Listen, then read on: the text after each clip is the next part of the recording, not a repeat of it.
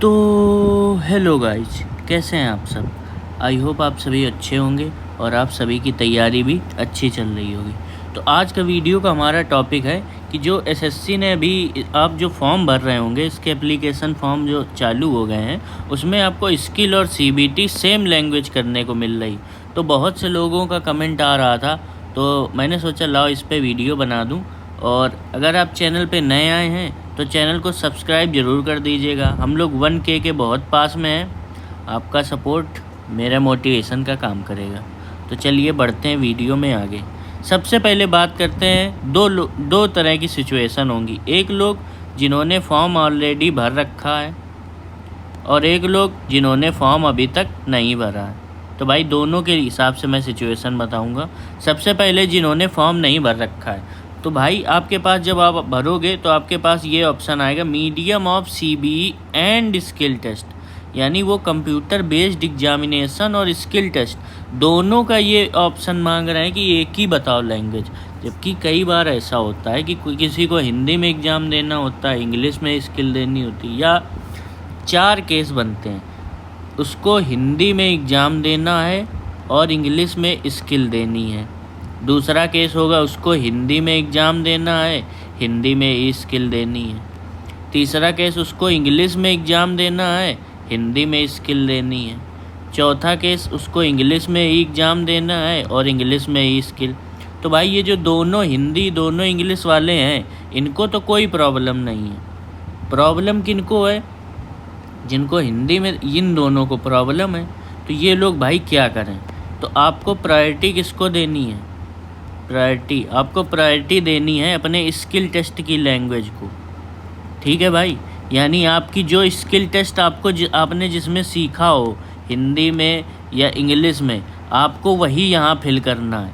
आपको computer based examination की language की टेंशन नहीं लेनी है। जब आप एग्ज़ाम देने जाओगे वहाँ पर आपके पास ऑप्शन आएगा कि आपको किस में अटेम्प्ट करना है, हिंदी में या इंग्लिश में।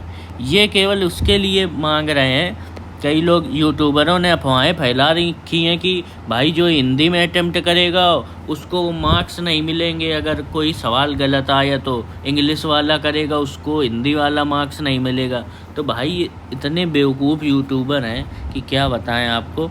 ऐसा नहीं है, ये केवल बहुत ही कम सिचुएशन में ऐसा होता है जब जो क्वेश्चन इंग्लिश में लिखा हो और जो क्वेश्चन हिंदी में लिखा हो, इन दोनों में डिफरेंस हो।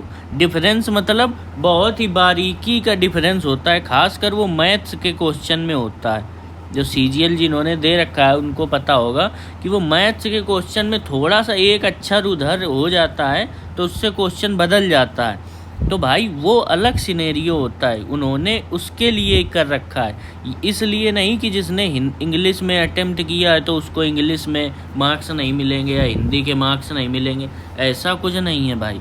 ठीक है, तो वो बहुत कम केस में होगा, तो उसकी आप टेंशन ना लो। फ़िलहाल आप जो स्किल आपको जिस लैंग्वेज में करनी है उसी को यहाँ पे सिलेक्ट करना है। ठीक है, वहाँ पे जाके आपको हिंदी करने को मिल जाएगा।